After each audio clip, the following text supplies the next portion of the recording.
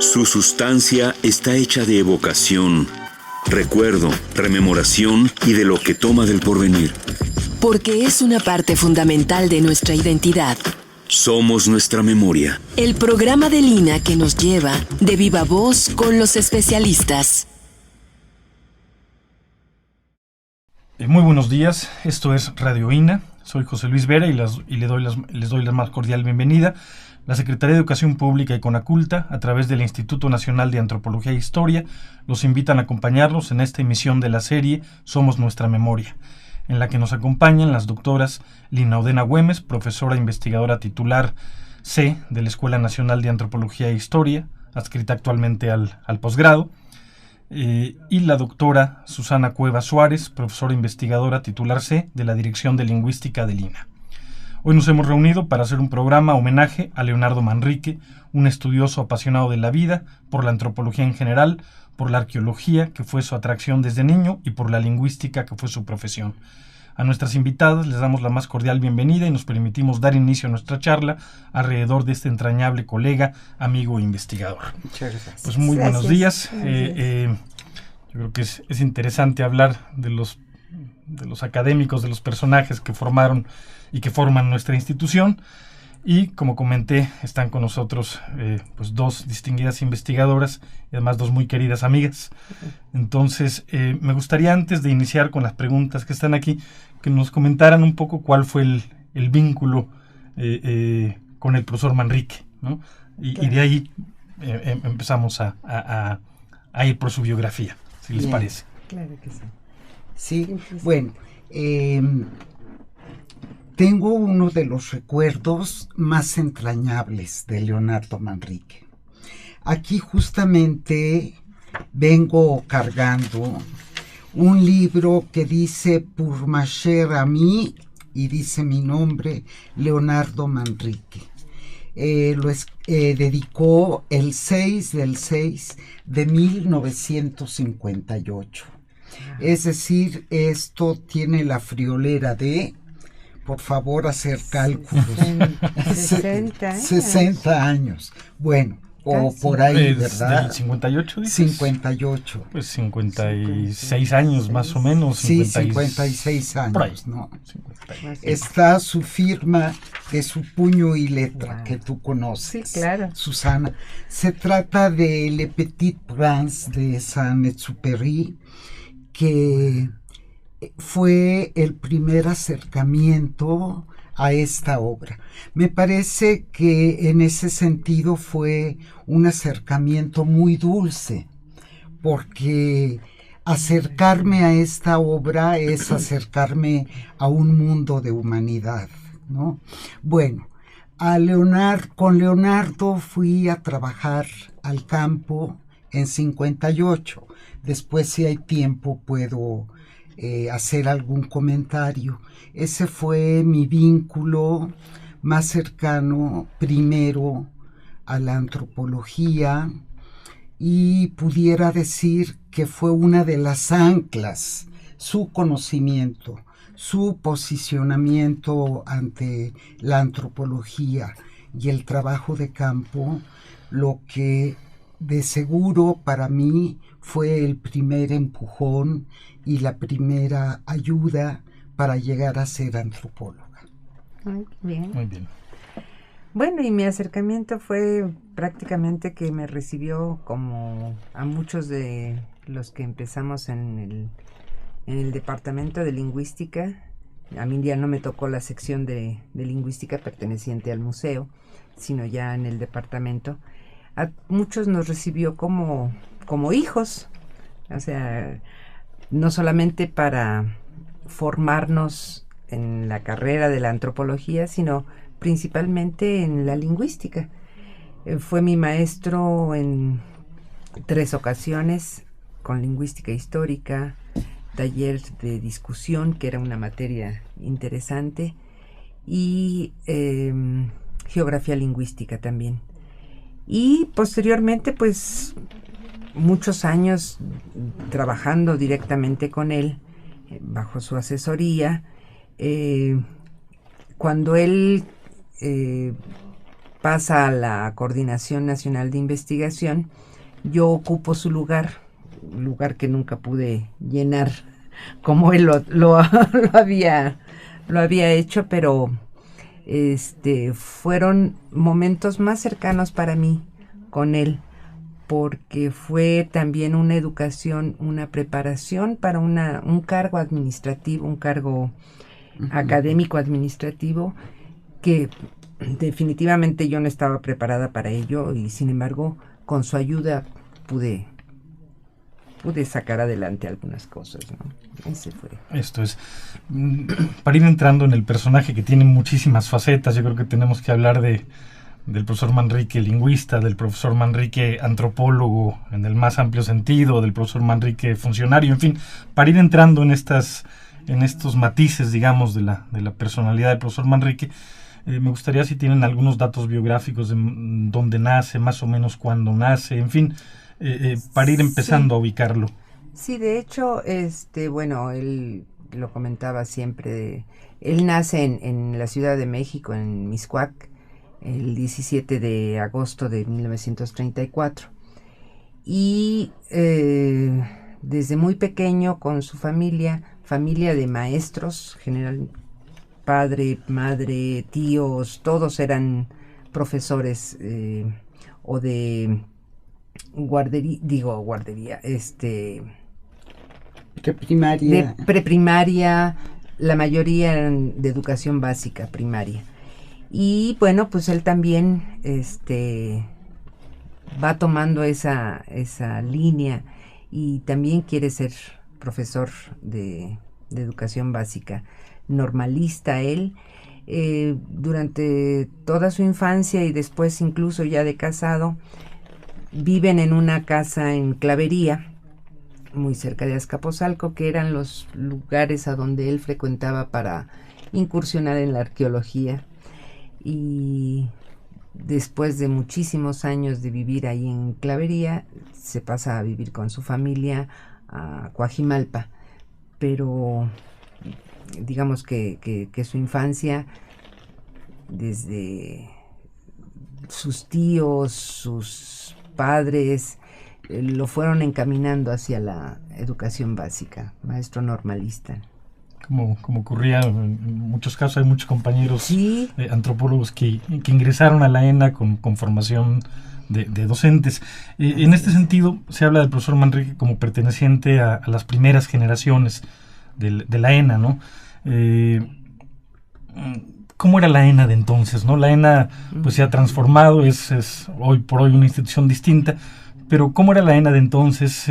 No sé si recuerdan algunos compañeros de generación o quiénes fueron sus maestros, ya en el contexto de su formación académica en la Escuela Nacional de Antropología e Historia. Maestros de él, de Leonardo, Sí. ¿quiénes fueron? Tú debes Bueno, saber, Susana. bueno, a los grandes, Suárez. Bosch, Gimpera, Suárez, Moss, Comas. lingüística, Juan Comas, en antropología física, Wilberto Jiménez Moreno. O sea, realmente tuvo una formación muy, muy sólida, muy profunda en relación a sus maestros. En prehistoria no me acuerdo quién era. Bosch Gimpera. Bosch Gimpera, Javier Romero, Fran Kirchhoff. Robbins, Kirchhoff, creo que sí. Sí, Ajá. sí, también Román Piñachán en arqueología, algunos otros profesores. ¿Y cómo podemos identificar a la escuela de entonces, a la escuela de antropología? Híjole, es que yo de verdad ansío que la escuela de antropología vuelva a tomar esos rumbos, que era una antropología general, antropología holística, que incluía todas las disciplinas de una forma... En el tronco común. En el tronco común, pero sin distanciar en cualquier tipo de investigación ninguna de las disciplinas. O sea, siempre se tenían que tomar como referente, tangencialmente, con más profundidad, relacionando por lo menos dos disciplinas en cualquier investigación, porque lo que consideraban ellos era el estudio del hombre en su plenitud. Claro. Su construcción, su forma de ser, su forma de pensar, la lengua que hablan, su ambiente social, en fin, todo lo referente al hombre, ¿no? ¿De qué años estamos hablando cuando el profesor Manrique entra a estudiar a la Escuela de Antropología? 50. De los 50. Los 50, sí. Que era una escuela pues mucho más pequeña. Todavía estaba entonces en Moneda. En la calle de Moneda. En Moneda, en la planta alta de lo que ahora es el Museo de Culturas, el Museo Nacional de las Culturas. Entonces era el Museo Nacional en la calle de Moneda. Y reforzando un poco lo que nos dice Susana, ahora está muy de moda la transdisciplina, que es un paradigma que con toda modestia tratamos de seguir algunas gentes, pero justamente creo que en ese momento la ENA tenía un carácter transdisciplinar y que eran mucho más colegas los antropólogos de diferentes especialidades. Y preguntabas por la ENA. Me parece que desde antes, desde los que fueron profesores de Leonardo, hasta su época, también hasta mi época, eran eminencias, eran unos verdaderos sabios. Por algo, la ENA tenía un carácter internacional, de reconocimiento, de mucho prestigio, y Leonardo, bueno, es hijo de esa corriente prestigiada, de una antropología muy formal, tal vez un poco menos politizada, tal vez más académica, lo que no quiere decir que los problemas políticos no interesaran, pero me parece que tenía una posición donde se privilegiaba lo académico sobre todo. ¿Quiénes son sus contemporáneos, sus compañeros de generación? ¿Podemos identificar algunos? Bueno, básicamente Roberto Escalante.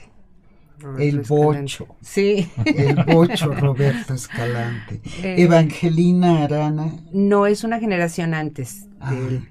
Pero se juntaron tanto María Teresa Fernández de Miranda,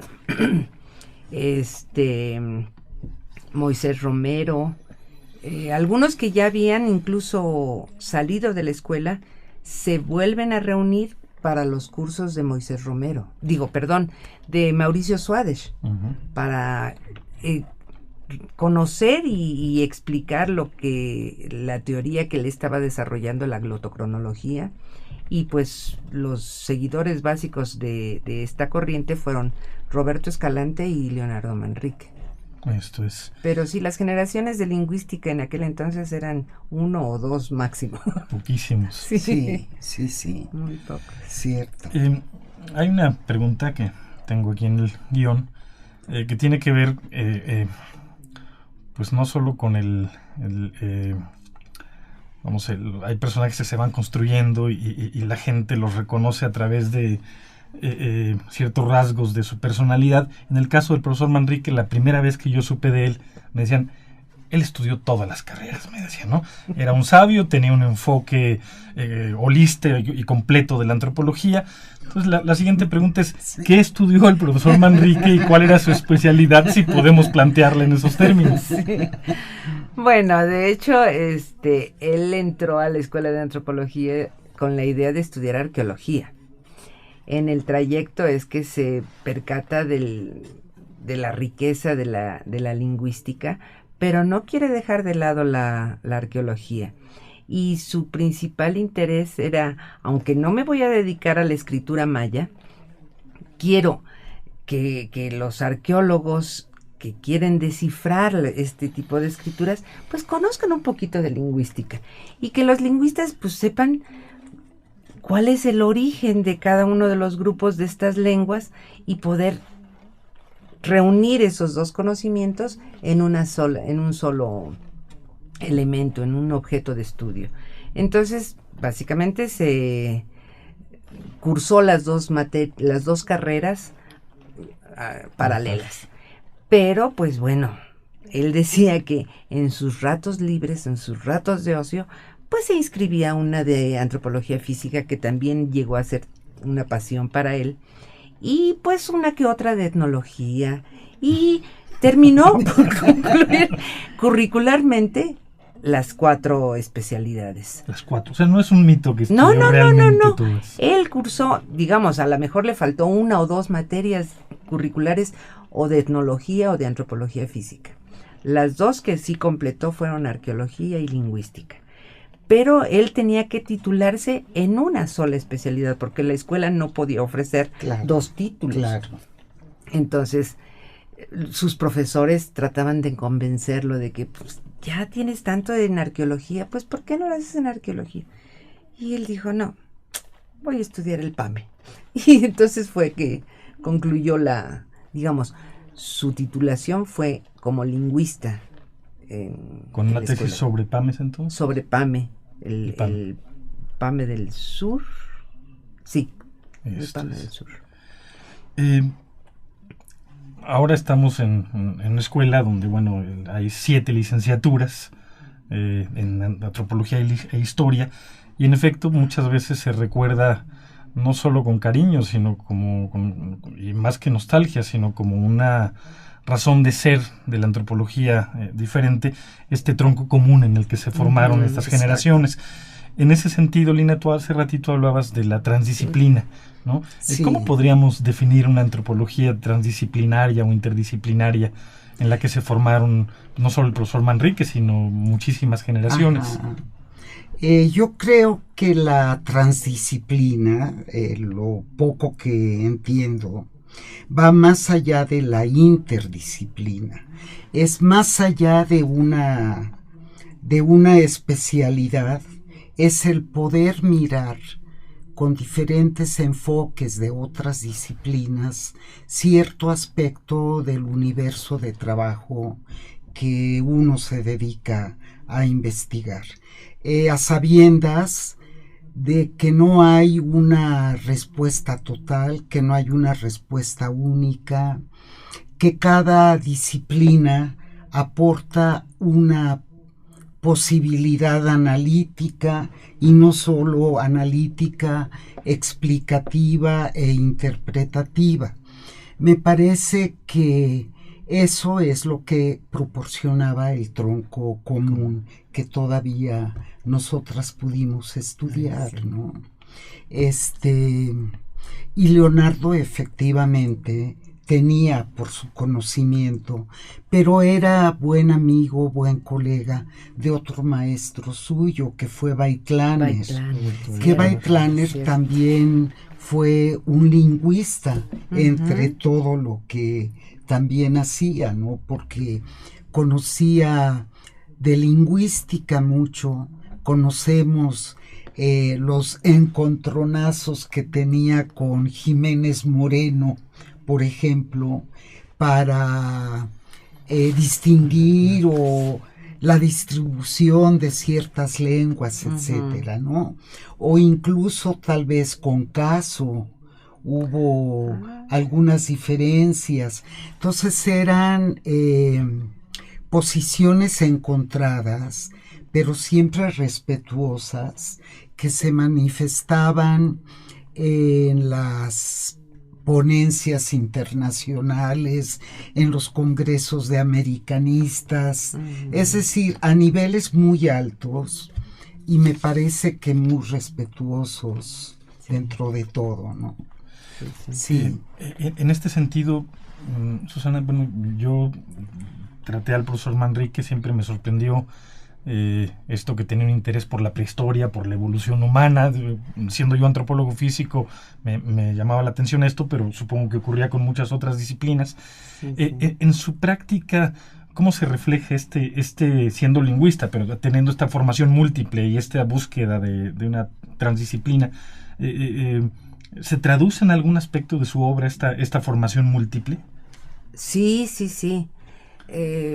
Bueno, por un lado tenemos los mapas de distribución lingüística, por otro lado tenemos estudios que él hizo de origen del lenguaje, tenemos trabajos incluso con ya no recuerdo exactamente si eran alumnos de él, arqueólogos, con los que trabajó directamente la lingüística y la arqueología para definir de los grupos que construyeron determinados sitios arqueológicos qué tipo de lengua hablaban, o precisamente el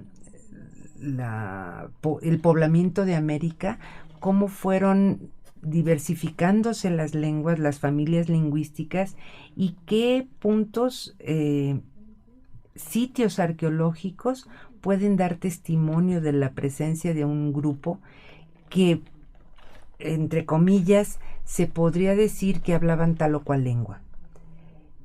Digamos que ahí directamente podemos ver esto. Con José Antonio Pompa también trabajaron juntos en muchas cuestiones de origen del lenguaje, y bueno, con José Antonio Pompa, que además es fanático de la computación, Sí. Incursionaron bastante también en la lingüística computacional. Fue que inició sus primeros estudios el profesor Manrique. O sea, realmente trataba de darle salida con más veracidad a cualquier dato lingüístico que él pudiera tener, con todas las demás disciplinas, ¿no? Tener un refuerzo, una prueba más palpable. En este sentido, tal vez, bueno, la lingüística tiene su especificidad. ¿Qué es un mapa lingüístico? Nos hablaste de los mapas lingüísticos. Sí. ¿Qué es un mapa lingüístico y qué importancia tiene en el contexto de la obra del profesor Manrique? Claro. Bueno, en este sentido era bueno, y esto también fue un poco el poder rebatirle a Wilberto Jiménez y se me fue ahorita el nombre, a Baiklaner, cuando ellos crearon su mapa mapa lingüístico. Él les refutaba algunos aspectos, sobre todo de la relación familias lingüísticas. Entonces él trató de, a través de las otras disciplinas, de dar un conocimiento más, y también a través de la glotocronología, la separación de las familias lingüísticas, de las lenguas en sí, qué tanto estaban emparentadas, y geográficamente cómo estaban distribuidas.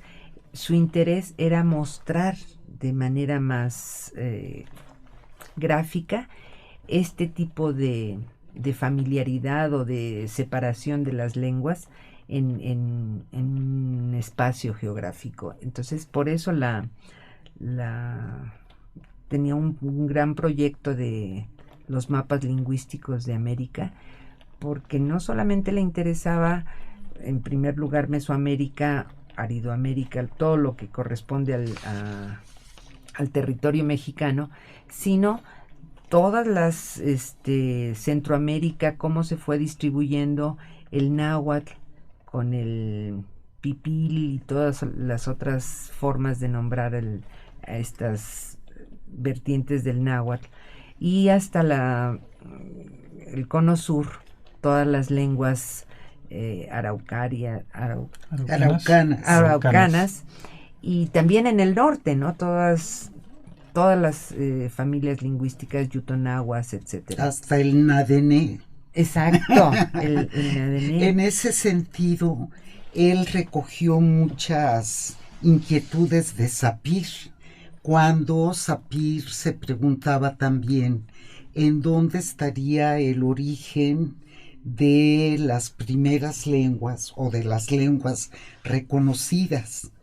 Y pasado ahora el tiempo, yo siento la necesidad de explicarme también profesionalmente esto, porque no son lenguas indoeuropeas, y eso no lo pudieron, o nunca he visto que que se explicara ese origen, ¿no? Ujú. Supongo que Leonardo se quedó con esa idea de un día avanzar en estos estudios. Claro, ¿Verdad? sí, pero no llegó a concretar. Sí, Ujú. sí. Antes de revisar algunas otras facetas del profesor Manrique como funcionario, como persona, en fin, ¿qué otras aportaciones podríamos plantear del profesor Manrique a la lingüística? Además de los mapas lingüísticos y de la relación que tiene esto con el origen de las lenguas e incluso con el impacto que pudo tener con reflexiones sobre el poblamiento, en fin. Ajá. ¿Qué otros aportes en la lingüística podemos identificar? Bueno, todo lo que se relaciona con la lingüística histórica y principalmente lo que les mencionaba hace un momento, la lingüística computacional, era adentrarse en la formación de lenguajes nuevos, de cómo a través de la tecnología se pueden crear estas formas de comunicación y, digamos, como novedades, ¿no? Porque en su formación él no tuvo ninguna materia que estuviera relacionada con esto y digamos el tratar de darle continuidad a ese conocimiento que él consideró muy importante y fundamental para reconocer el emparentamiento de las lenguas, la glotocronología, que desafortunadamente con Roberto Escalante y con él, que fueron los seguidores de Mauricio Suárez, se terminó digamos, la técnica, la teoría, esta nueva disciplina para ver la comparación entre una lengua y otra, etcétera. Entonces, ahora he oído, no sé exactamente quiénes, pero como que están tratando de recobrar qué es esto de la glotocronología. ¿Nos podrías profundizar un poquito sobre qué es y qué busca la glotocronología?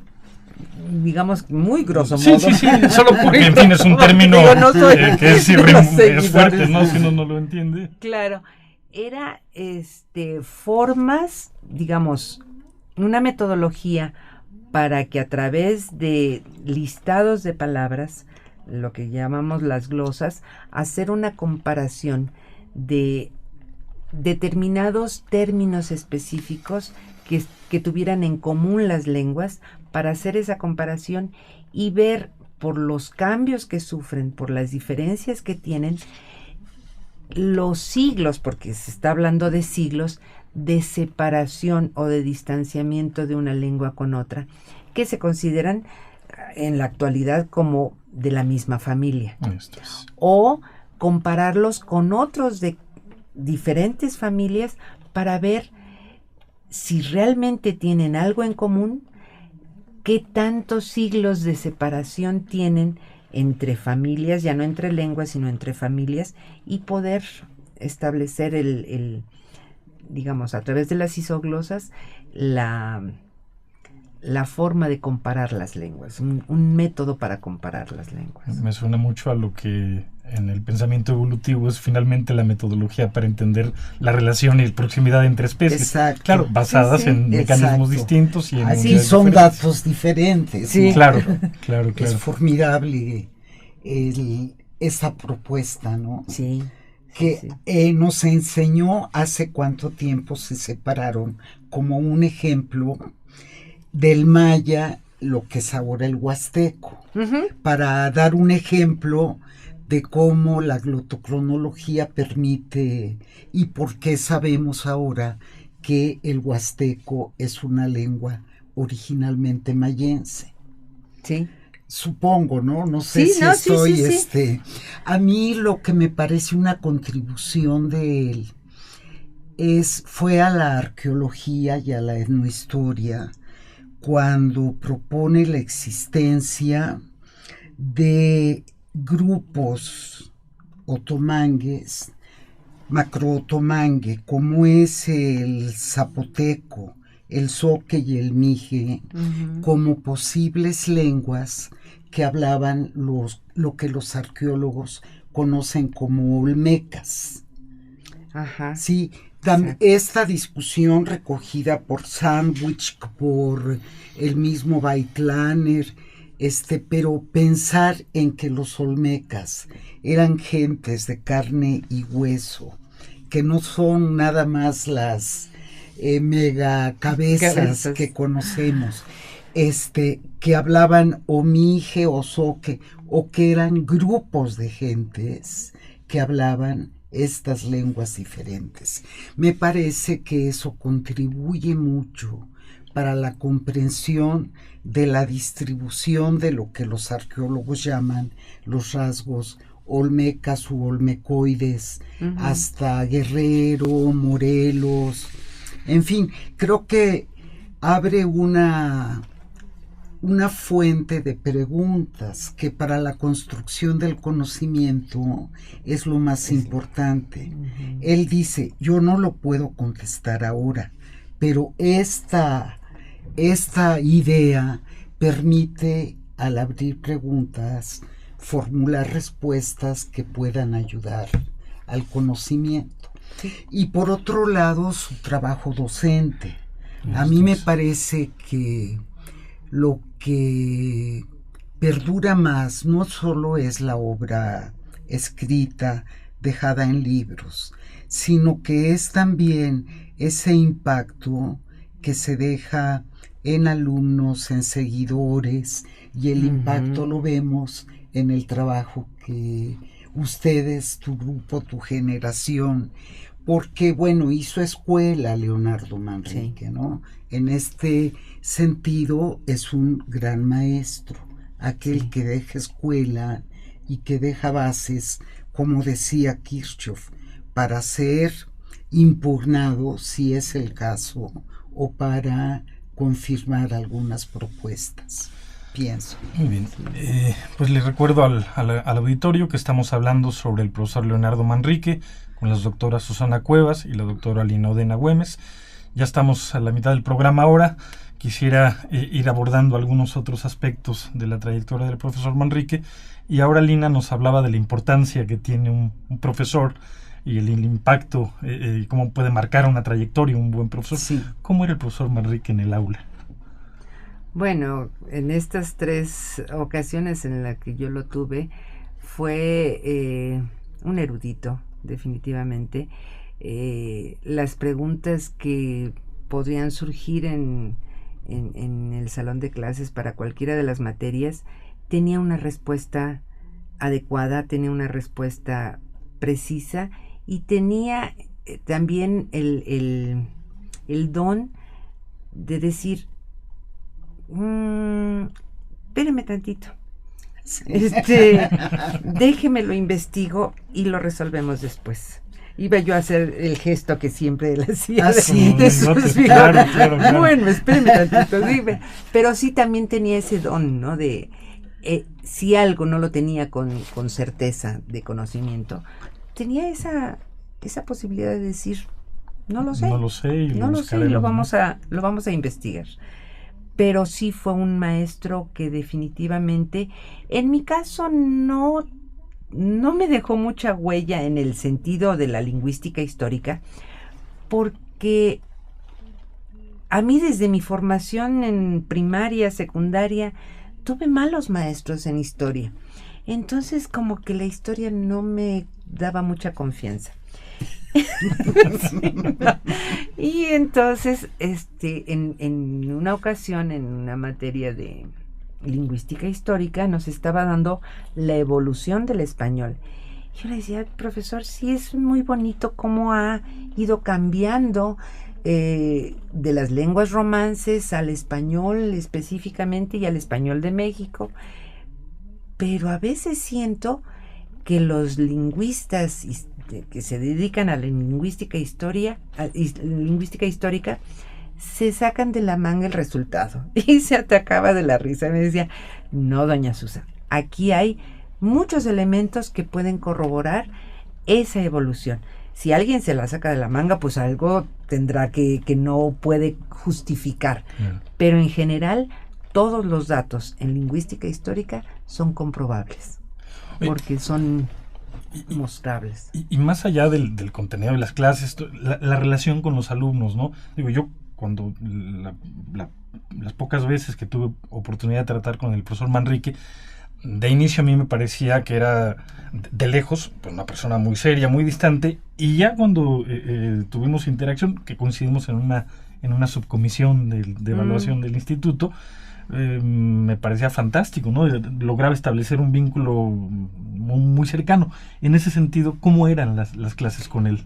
Eran fabulosas porque, como les decía, era muy didáctico, todo lo ejemplificaba, tenía además una habilidad para dibujar impresionante, entonces el uso del pizarrón era impresionante y a todos nos hacía participar, nos llegaba a involucrar tanto del tema que además de las lecturas que teníamos que hacer, era el de verdad interesarnos en el tema y discutir y tratar de no solamente recibir por parte de él como cátedra, sino participar en una discusión.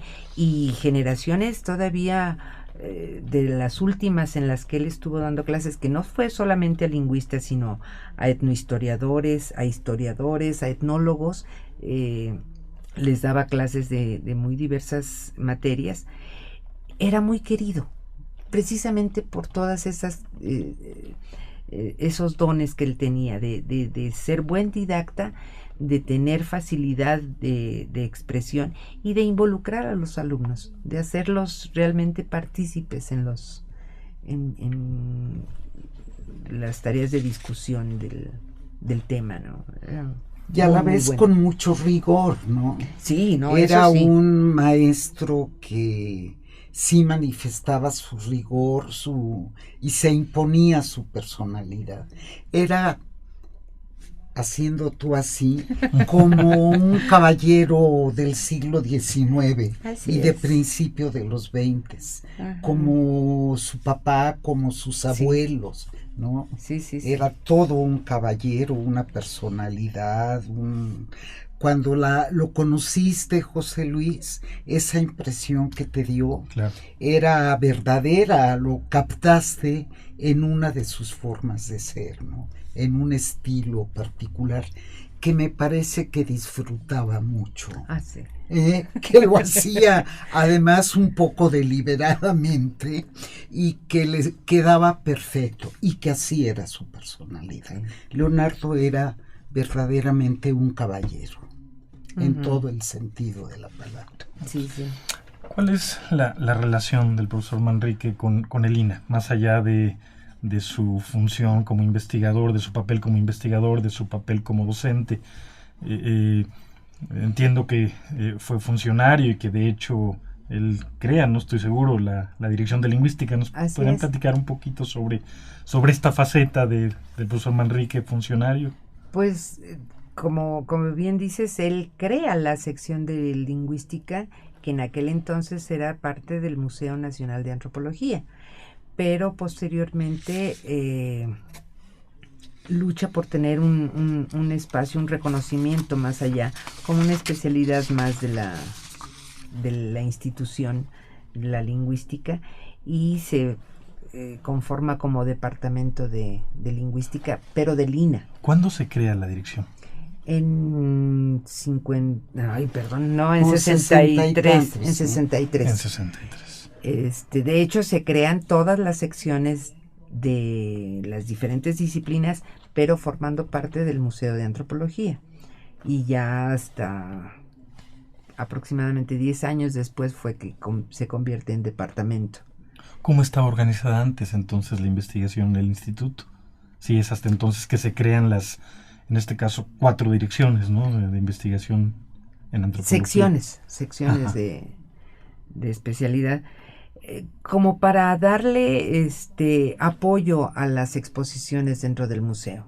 Es en principio como se da la creación de estas áreas. Y posteriormente por la necesidad de hacer investigación en toda la riqueza que tenemos en México de todas estas disciplinas y formar parte ya del del quehacer de la institución, el hacer investigación, difusión de estas disciplinas en todas las áreas. Y bueno, desde el inicio de cómo va formándose la institución, había dos departamentos que formaban parte de la UNAM, que era el Departamento de Monumentos Históricos, me parece. Sí. Y el departamento de...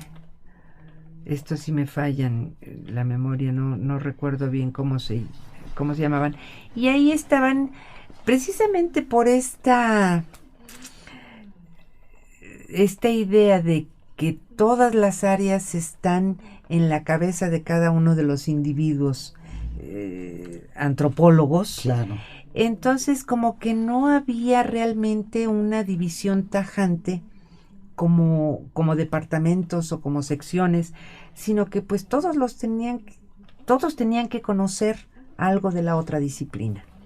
Entonces, en estos departamentos, que eran básicamente de arqueólogos y de antropólogos sociales, pues le dan cabida a los lingüistas, a los antropólogos físicos, pero como parte de esos mismos departamentos. Y es después que ya se forma la institución, el INAH, y que iban separando cada uno de las disciplinas de la antropología, ¿no? Pero y tengo entendido que también fue coordinador de antropología, de lo que ahora es la Coordinación Nacional de Antropología. Bueno, cuando el organigrama de la institución se empieza a dividir de esta manera, hay una sola coordinación, que es la Coordinación Nacional de Investigación, y ahí estaban incluidas todas las áreas. Que luego se transformaría en la Coordinación Nacional de Antropología, ¿no? Se convierten en 3 coordinaciones, la de arqueología, la de historia y la de antropología. Y en antropología ya nada más quedan antropología física, historia y etnohistoria, lingüística y etnología y antropología social. Así es, la de eso, ¿no? Sí. Pero él, digamos que fue el segundo, creo que Marilena Morales fue la primera que fue coordinadora, y después él la sucede, y él fue el crear el catálogo de investigación fue idea suya, ¿no? De decir, bueno, ni entre nosotros nos conocemos. Estando en ese cargo. En el cargo de coordinador de investigación, crea el catálogo. Y digamos, también para darlo a conocer al público en general, qué es lo que la institución hace y qué tipo de proyectos tenemos en curso, ¿no? Entonces, o sea, él funda el Departamento de Lingüística, decimos en el 63, ¿no? Uh-huh. ¿Fue titular del departamento mucho tiempo? Sí, 20 años. 20 años. Imagínate. 20 años. Y como coordinador de investigación, yo no estoy seguro si fue hacia los 80s, más o menos, en los 80s. 86, cuando entra Roberto García Moll como director del instituto, él asume el cargo de coordinador de antropología, de investigación. 20 años como director entonces en lingüística. Desde su creación hasta... ¿Qué tal era como jefe en este caso y como promotor de la investigación que podía llevarse a cabo en el entonces departamento, luego dirección de lingüística? Claro, bueno, impulsaba básicamente los proyectos interdisciplinarios, los proyectos colectivos, y bueno, su mayor interés era que tuviéramos un crecimiento personal, porque ese crecimiento se lo íbamos a dar a la misma institución. Al tener grados superiores, íbamos a tener mejores conocimientos como para dar ese impulso al departamento y a la dirección de lingüística, ¿no? Entonces sí fue muy, como decía Lina también hace un momento, con una fuerza muy rígido, muy, muy estricto, siguiendo siempre las normas, siguiendo siempre muy muy institucional. institucional. También era razonable, era flexible en ese sentido, sabiendo los obstáculos por los que nos podríamos enfrentar, reconociendo las fallas que podíamos tener como individuos, en fin, ese tipo de situaciones. Fue una persona muy humana, fue una persona muy, muy luchona, muy entrona en todos los problemas, ¿no? Para él no había un no de principio, sino un vamos a discutirlo, y si no se puede, bueno, entonces buscamos otra forma de resolver el problema. Pero él siempre estaba en pie de lucha para conseguir todo en función de la investigación. En términos ya hablamos de la trayectoria del profesor Manrique como funcionario, como investigador, su impacto en la antropología, en la lingüística mexicana. ¿Tuvo algún reconocimiento internacional? ¿Su obra tuvo algún impacto fuera finalmente de nuestras fronteras? Sí, digamos premio o un reconocimiento en general sobre su trayectoria. Sí, realmente recibió algunas medallas, pero no tengo con precisión cuáles. Yo creo que la Altamirano la recibió. Bueno, sí. Sí. Las que otorga la SEP. Sí, y lamentablemente los reconocimientos han sido post-mortem. A partir de eso, él no tuvo un reconocimiento antes, previo, ¿o sí? Sí, precisamente Marta Munsell y Bruna Radeli cierto. le hicieron un homenaje. Cierto. Fue tanto un coloquio como un libro con el que... ¿En vida todavía? En vida, sí. Él estuvo muy, muy orgulloso de ese homenaje, porque cierto. Decía que pocos tenían el privilegio de tener homenajes en vida, claro, como ese se lo hicieron. Sin embargo, no fue nombrado emérito de Lina. Yo aprovecharía porque me parece que el procedimiento que seguimos no es generoso, porque para ser emérito hay que autopostularse, hay que demostrar que uno sabe, hay que volver a entregar todos los informes de lo que has hecho en 60 años. Y a mí me parece que serían los propios colegas y la institución quienes nombraran a sus eméritos verdaderamente por sus méritos académicos, y que no se tuviera que andar pidiendo votos y firmas para que me dé la institución No, aprovecho a eso, perdón por por la divagación, pero yo creo que el mejor homenaje hubiera sido hacerlo, claro, maestro emérito. Sí. Hablamos un poco de sus rasgos de personalidad, de esta aparente distancia, de esta seriedad. Yo en el poco trato que tuve con él también reconocí que tenía un humor muy peculiar. Exacto. ¿No? Claro, y con esa personalidad que aparentemente establecía mucha distancia, luego resulta que tenía un humor singular. No sé si quieran abundar un poquito sobre ello, o si tienen alguna anécdota que pudiéramos contar, pues más personal finalmente. Ajá. ¿No? Claro. Bueno, mira, como tuve la oportunidad, que ahora le agradezco al Instituto de Antropología, de hacer uno de mis primeros trabajos de campo en la Pamería. Y resulta que fuimos a trabajo de campo a partir de un coloquio o seminario que hubo sobre otopames en San Luis Potosí en el año de 58. El profesor Suárez nos encaminó hacia Cárdenas, primero Valles, Cárdenas, Río Verde, y ya después en San Ciro nos dejó a nuestra suerte. Pero no fue a nuestra suerte. El profesor Manrique había sido nombrado por el profesor Cámara, que era el director de la ENA, y me pidió a mí que si quería yo hacer este trabajo de campo. Entonces fuimos por iniciativa del maestro Cámara Y Leonardo previó todo, previó que yo era una niña de tobilleras que no sabía absolutamente nada de nada. Entonces yo vivía en la calle de Marcos Carrillo y él llegó a la casa previa cita y avisándole a mi madre. Entonces llevó una lista diciéndome que tenía que llevar pantalones porque íbamos a andar en burro o en mula. Tenía que llevar lámpara de mano, libreta de campo, libreta de apuntes, tantos lápices, etcétera, etcétera. Aparte de mis necesidades personales, ungüentos, cremitas, aguja, hilo, etcétera.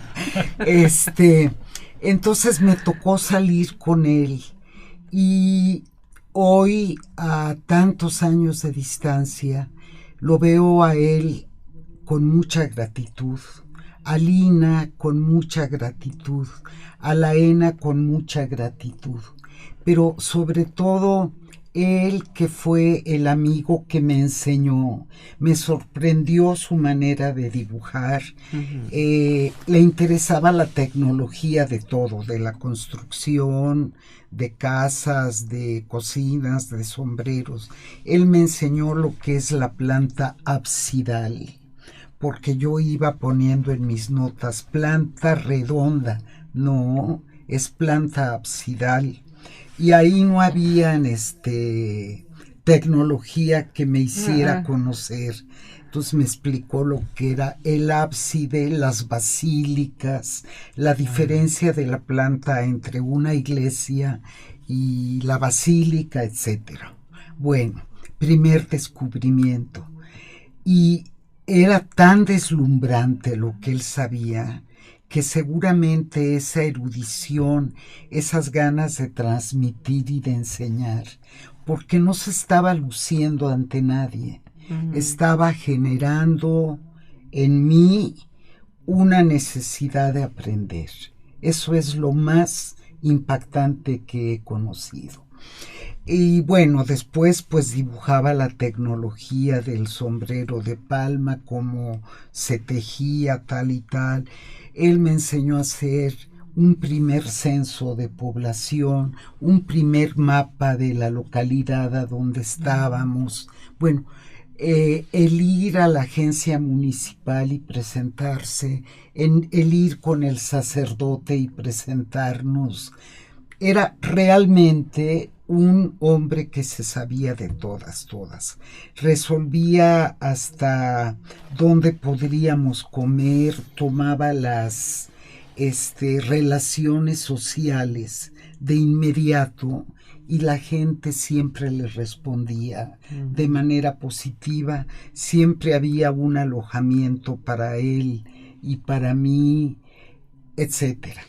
El final de nuestro trabajo de campo culminó cuando decidió que íbamos a ir desde San Ciro en San Luis Potosí, al inicio de la Sierra Gorda, hasta Tilaco en Querétaro.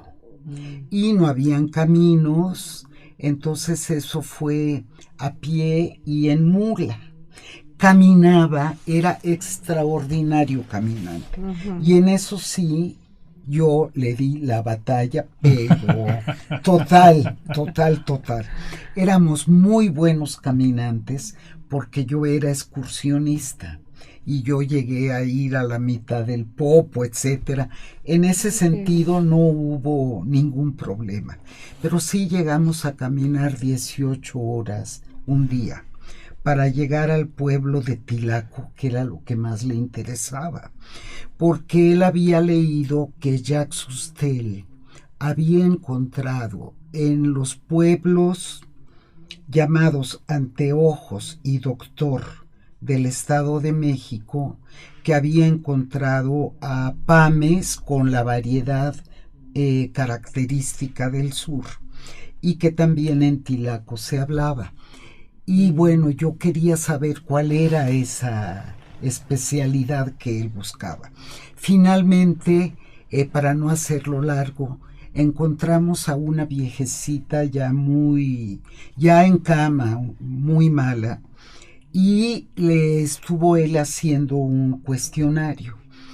Y de pronto él dijo, ¡hurra! Y lo vi con su foco encendido.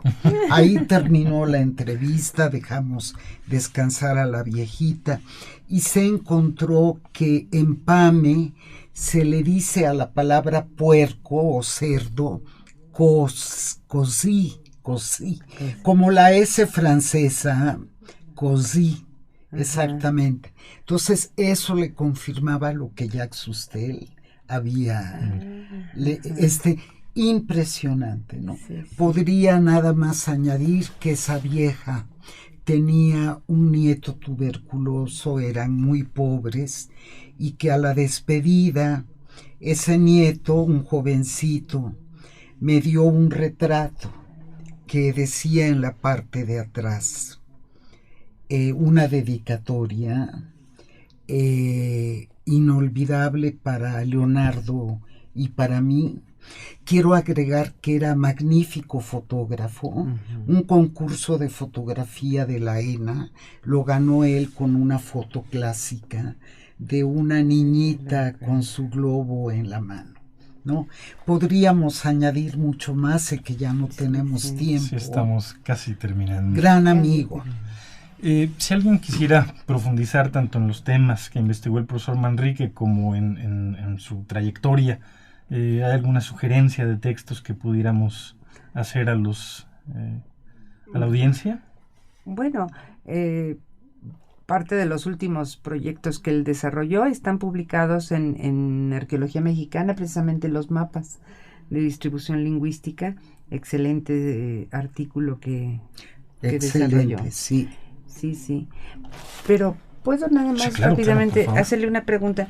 Siempre nosotros lo tuvimos así como una anécdota, pero nunca lo vimos porque no nos tocó a nosotros salir de campo con él. ¿Usaba Zarakov para ir al campo? Sí, sí. Por un tiempo lo usaba y se lo quitaba, pero la bota alta. Como Alfonso Caso en sus tiempos. Porque para nosotros era así como un mito, pero decimos, ¿realmente habrá sido así? No, sí, sí. Tenía ropa adecuada para el trabajo de campo. Claro. Pero también usaba sombrero. Sombrero de palma. Y Zarakov. Y Zarakov, sí. Bueno, quiero hacer una aclaración. Hace un momento dije Pame del Sur. No, es Pame del Norte porque es Jiliapan, en donde él estuvo trabajando. En Jiliapan el Pame. Oye, Lina, ya me comentaste qué decía la dedicatoria del muchacho. Decía: verde mata de ciprés, te he de llevar en retrato, por si no vuelvo otra vez a este pueblo de Tilaco. ¡Qué bello!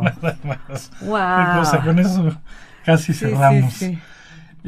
Pues no sé, tenemos ya dio, hemos estado una hora platicando sobre el profesor Manrique. No sé si quieran añadir algo sobre él, sobre su relación, en fin. Pues yo terminar. Sobre este trabajo que realiza el INA a través del departamento con mis amigos que están al frente, Aldo y Gaby Marentes. Muchas gracias, y creo que es sensacional que esta actividad se pueda realizar constantemente, porque es aquí donde está exactamente la memoria de los actores que somos los investigadores, los antropólogos, y de las administraciones que de muchas maneras hacen mucho esfuerzo para que esto se realice. Muchas gracias, Lina. Bueno, pues también recordar al profesor Manrique con esa idea institucional en la que participó en muchísimas comisiones, como lo mencionabas tú.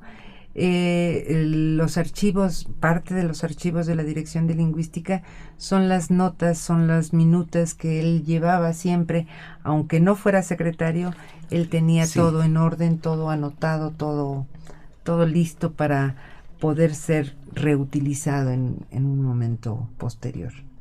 Bueno, pues muchísimas gracias, Lina, muchísimas gracias, Susana.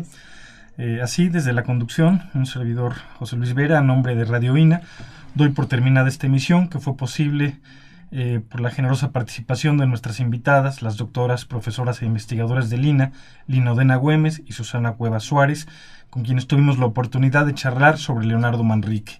Gracias también por su apoyo para la realización de esta serie, a Pedro Francisco Sánchez Nava y Luis Alberto López Guario, y a nuestros escuchas por su atención, a quienes les sugerimos consultar más de nuestra producción a través de www.radio.ina.gov.mx. Realización, Dirección de Medios de Comunicación a través de la Subdirección de Radio INA con Gabriela Marentes, producción Evanibaldo Morales, controles técnicos Javier Cortés. Hasta la próxima y muchísimas gracias. Las opiniones y comentarios aquí expresados son de entera responsabilidad de quienes proporcionan la información y no representan necesariamente las opiniones de Radio INA ni comprometen el pensamiento editorial del Instituto Nacional de Antropología e Historia.